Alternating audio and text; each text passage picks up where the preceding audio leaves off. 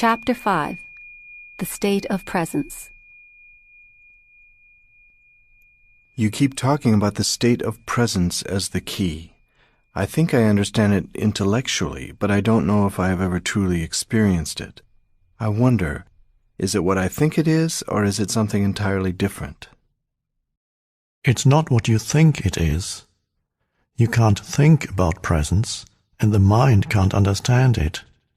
Understanding presence is being present. Try a little experiment. Close your eyes and say to yourself, I wonder what my next thought is going to be. Then become very alert and wait for the next thought. Be like a cat watching a mouse hole. What thought is going to come out of the mouse hole? Try it now.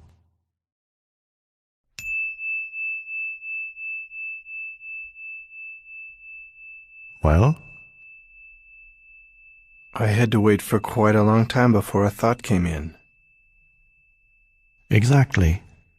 As long as you are in a state of intense presence, you are free of thought.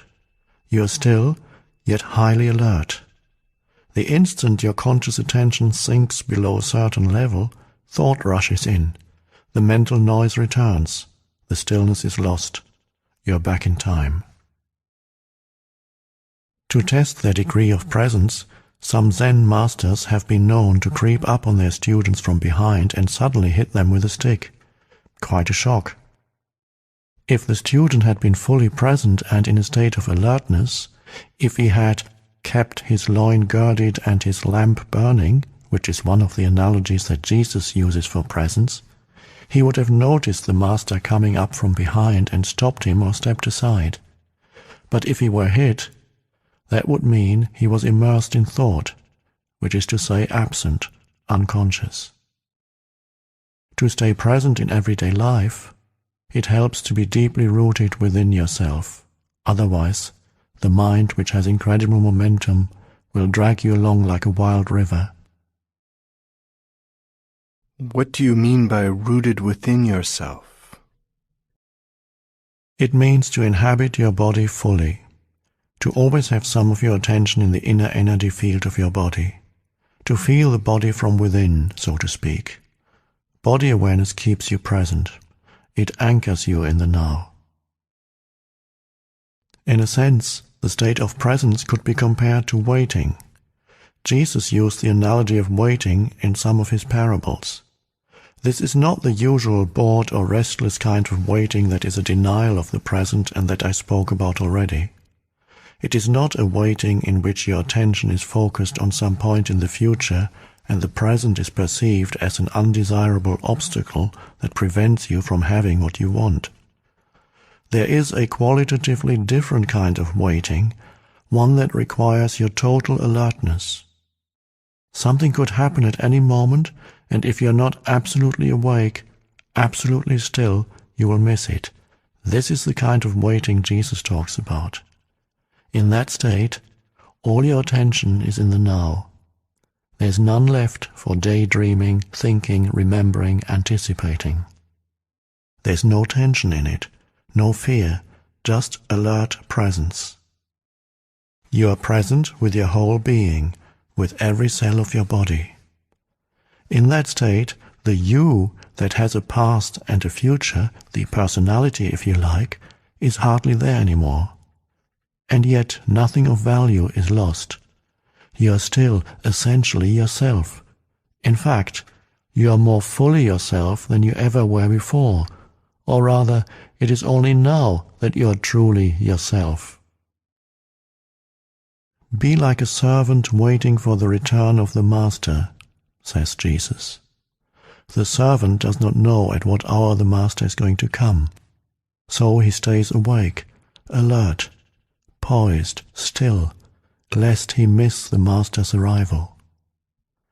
In another parable, Jesus speaks of the 5 careless, unconscious women who do not have enough oil, consciousness, to keep their lamps burning, stay present, and so miss the bridegroom, the now, and don't get to the wedding feast, enlightenment.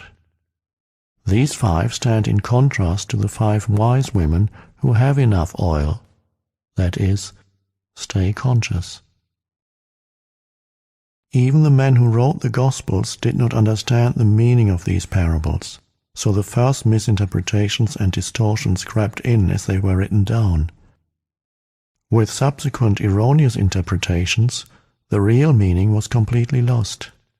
These are parables not about the end of the world, but about the end of psychological time.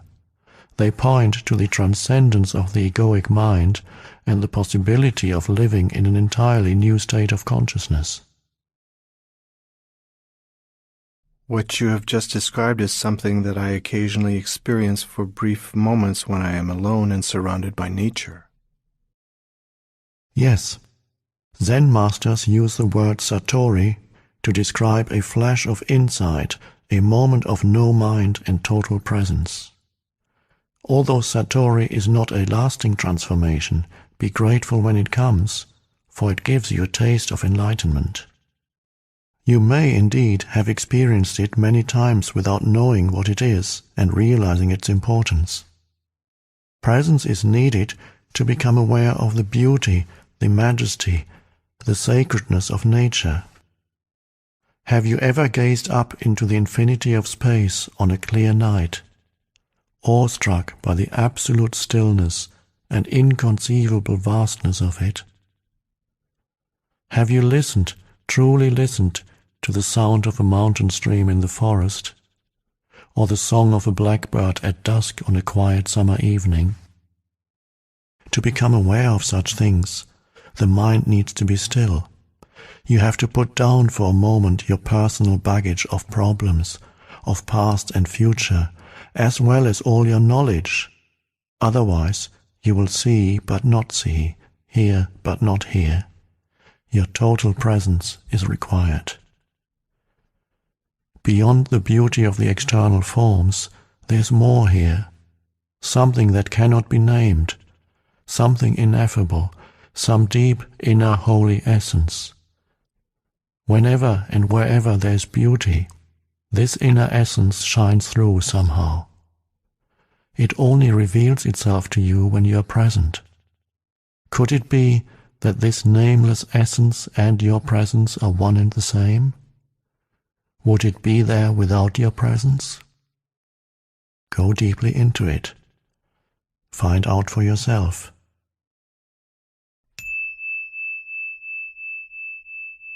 When you experienced those moments of presence, you likely didn't realize that you were briefly in a state of no mind.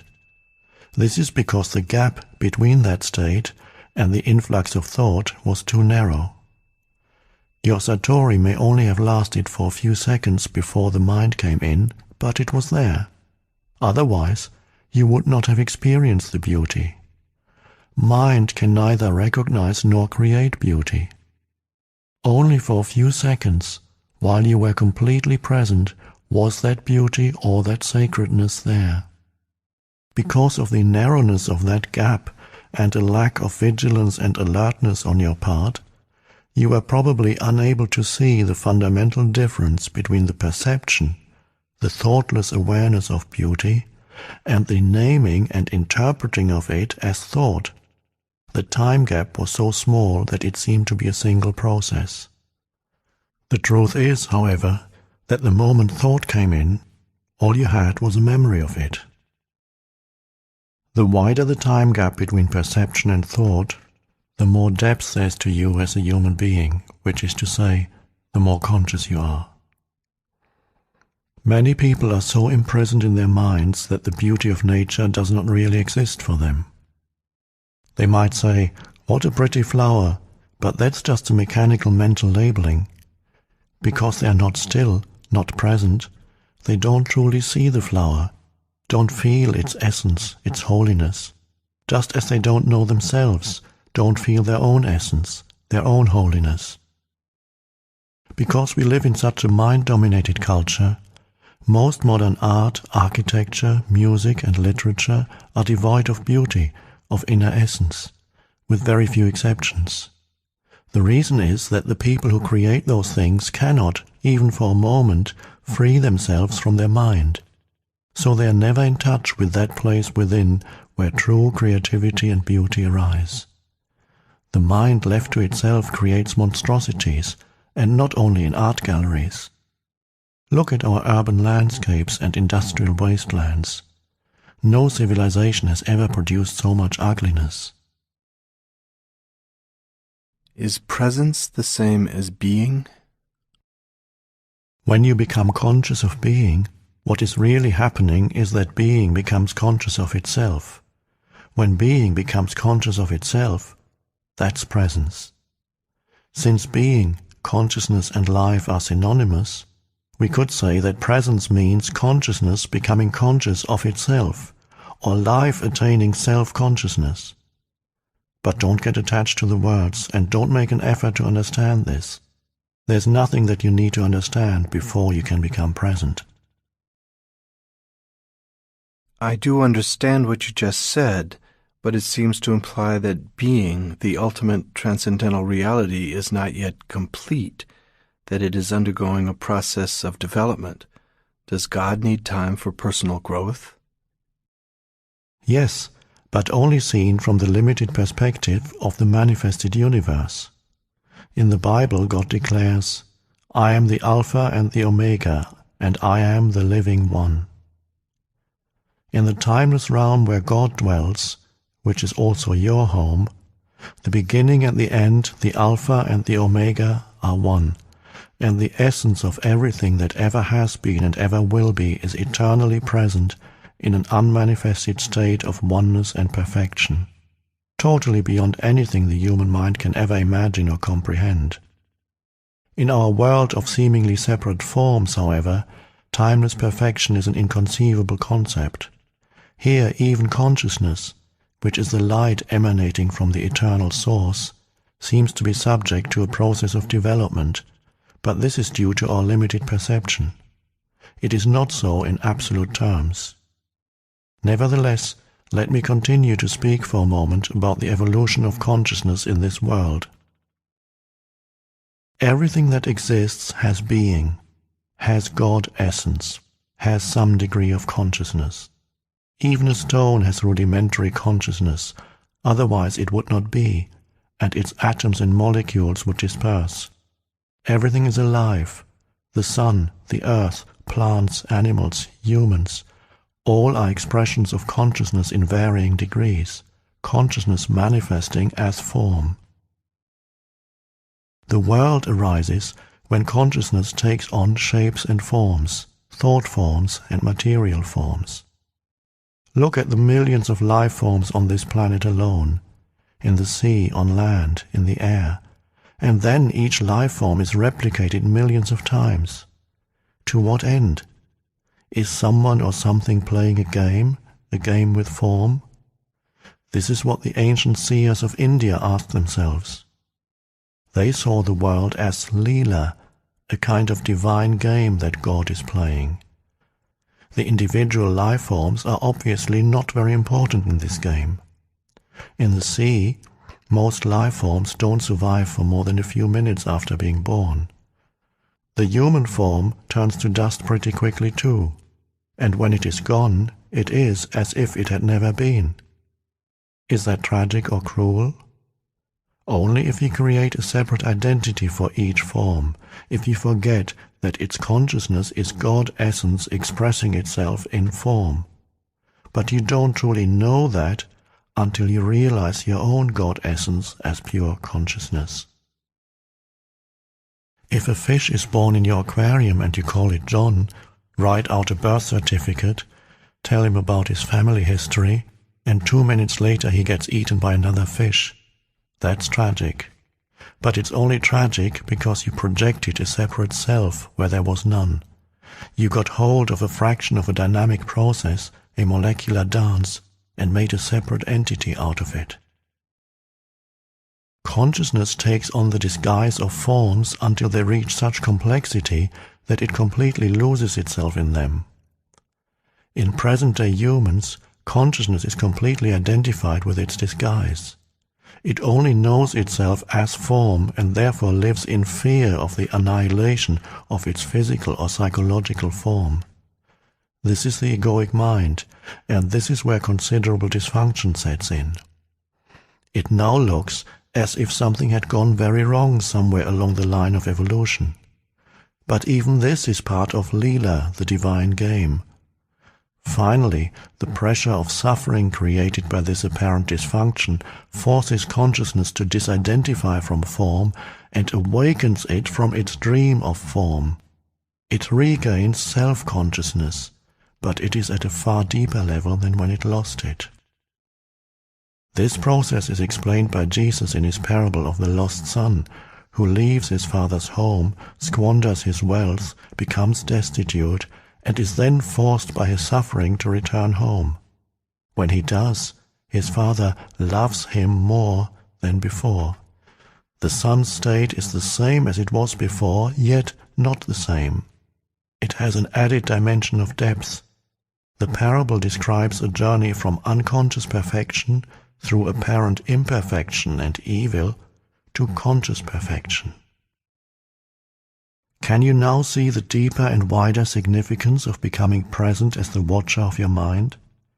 Whenever you watch the mind, you withdraw consciousness from mind forms, which then becomes what we call the watcher or the witness. Consequently, the watcher, pure consciousness beyond form, becomes stronger, and the mental formations become weaker. When we talk about watching the mind, we are personalizing an event that is truly of cosmic significance.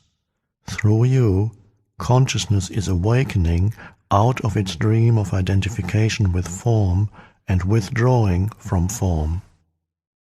This foreshadows, but is already part of, an event that is probably still in the distant future as far as chronological time is concerned. The event is called the end of the world.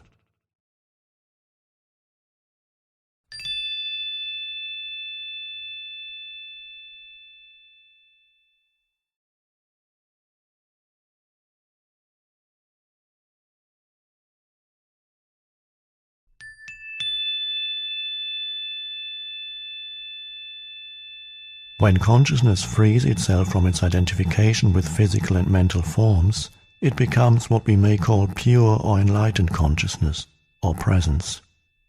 This has already happened in a few individuals, and it seems destined to happen soon on a much larger scale, although there's no absolute guarantee that it will happen. Most humans are still in the grip of the egoic mode of consciousness, identified with their mind and run by their mind. If they do not free themselves from their mind in time, they will be destroyed by it. They will experience increasing confusion, conflict, violence, illness, despair, madness. Egoic mind has become like a sinking ship. If you don't get off, you will go down with it. The collective egoic mind is the most dangerously insane and destructive entity ever to inhabit this planet. What do you think will happen on this planet if human consciousness remains unchanged? Already for most humans, the only respite they find from their own minds is to occasionally revert to a level of consciousness below thought. Everyone does that every night during sleep, but this also happens to some extent through sex, alcohol, and other drugs that suppress excessive mind activity. If it weren't for alcohol, tranquilizers, antidepressants, as well as the illegal drugs, which are all consumed in vast quantities, the insanity of the human mind would become even more glaringly obvious than it is already. I believe that, if deprived of their drugs, a large part of the population would become a danger to themselves and others. These drugs, of course, simply keep you stuck in dysfunction. Their widespread use only delays the breakdown of the old mind structures and the emergence of higher consciousness. While individual users may get some relief from the daily torture inflicted on them by their minds, they are prevented from generating enough conscious presence to rise above thought and so find true liberation. Falling back to a level of consciousness below mind, which is the pre-thinking level of our distant ancestors and of animals and plants, is not an option for us. There's no way back. If the human race is to survive, it will have to go on to the next stage. Consciousness is evolving throughout the universe in billions of forms, so even if we didn't make it, this wouldn't matter on a cosmic scale.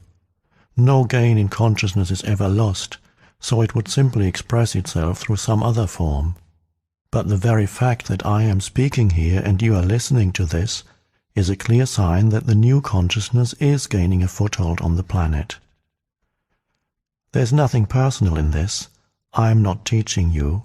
You are consciousness, and you are listening to yourself.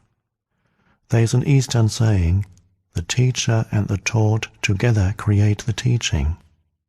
In any case, the words in themselves are not important. They are not the truth. They only point to it. I speak from presence, and as I speak, you may be able to join me in that state. Although every word that I use has a history, of course, and comes from the past, as all language does, the words that I speak to you now are carriers of the high energy frequency of presence, quite apart from the meaning they convey as words. Silence is an even more potent carrier of presence. So when you listen to me speak, be aware of the silence between and underneath the words. Be aware of the gaps. To listen to the silence, wherever you are, is an easy and direct way of becoming present. Even if there's noise, there's always some silence underneath and in between the sounds.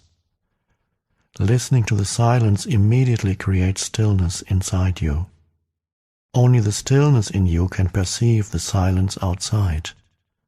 And what is stillness other than presence, consciousness freed from thought forms? Here's the living realization of what we have been talking about.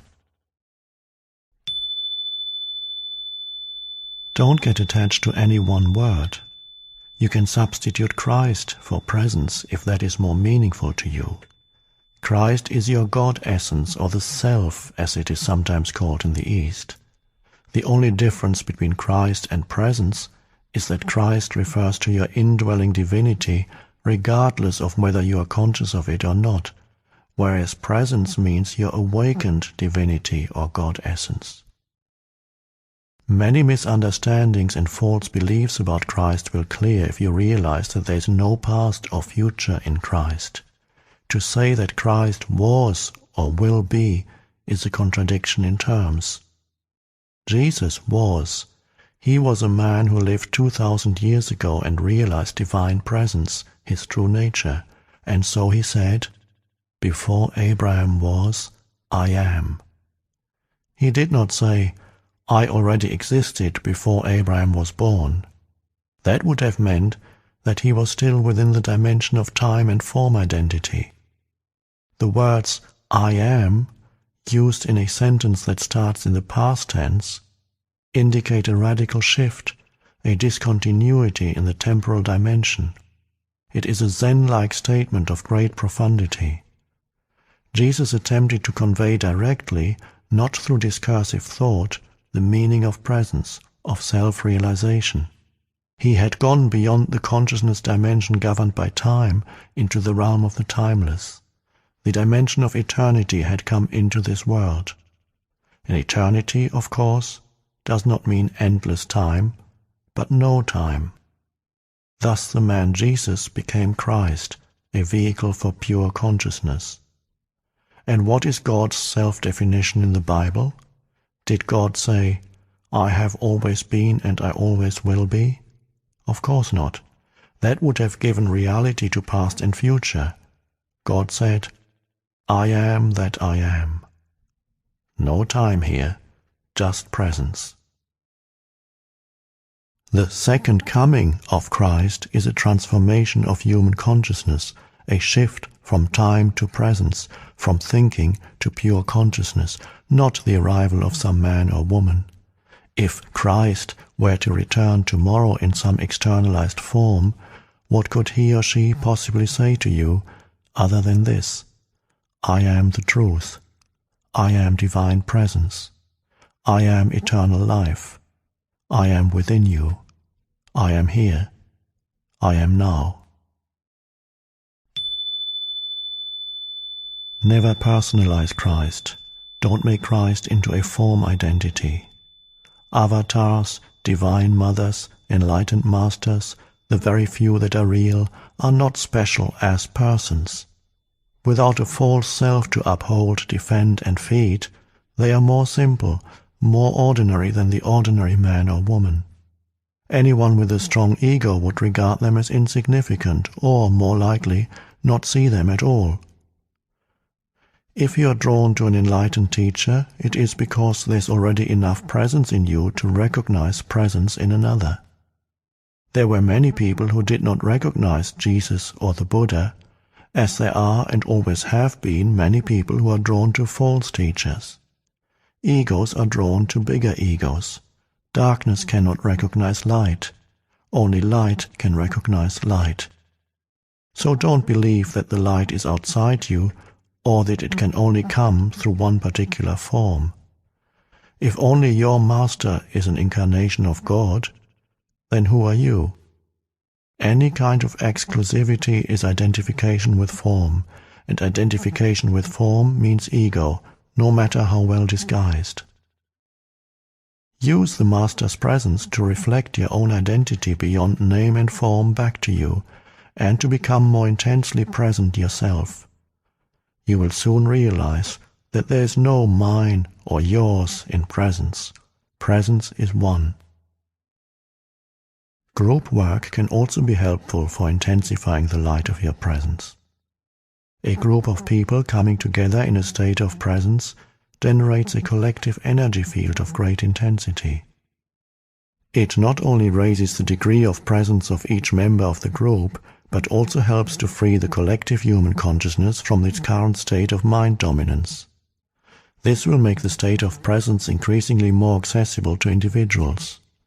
However, unless at least one member of the group is already firmly established in it and thus can hold the energy frequency of that state, the egoic mind can easily reassert itself and sabotage the group's endeavors. Although group work is invaluable, it is not enough, and you must not come to depend on it. Nor must you come to depend on a teacher or a master, except during the transitional period when you are learning the meaning and practice of presence.